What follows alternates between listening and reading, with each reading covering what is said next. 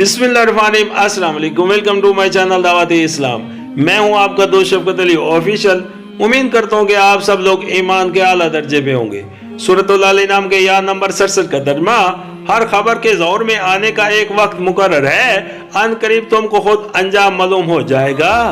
सूरतुल अल नाम के या नंबर 68 का तर्जुमा, और ए मोहम्मद सल्लल्लाहु अलैहि वसल्लम, जब तुम देखो कि लोग हमारी आयत पर नुक्ता चीनियां कर रहे हैं तो उनके पास से हट जाओ, यहाँ तक कि वो उस गुफ्तगू को छोड़कर दूसरी बातों में लग जाएं। और अगर कभी शैतान तुम्हें बुलावे में डाल दे तो जिस वक्त तुम्हें उस गलती का एहसास हो जाए उसके बाद फिर ऐसे जालिम लोगों के पास न बैठो। सूरतुल अल नाम हाशिया नंबर 44, यानी अगर किसी वक्त हमारी ये हिदायत तुम्हें याद न रहे और तुम भोले से ऐसे लोगों की सोबत में बैठे रह जाओ।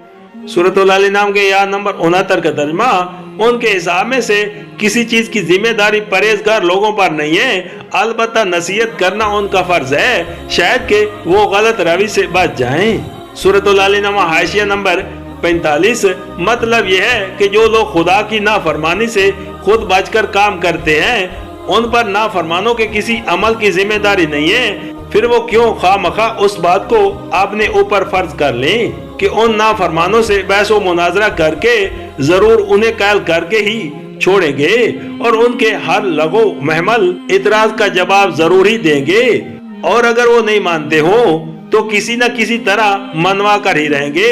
उनका फर्ज बस इतना है कि जिन्हें गुमराहियों में भटकते देख रहे हो उन्हें नसीहत करें और हक बात उनके सामने पेश कर दें। फिर अगर वो ना माने और झगड़े और बहस और हुज्जत बाजियों पर उतर आए तो अहले हक का ये काम नहीं है कि उनके साथ दिमागी कुश्तियां लड़ने में अपना वक्त और अपनी कुतें जाया करते फिरे।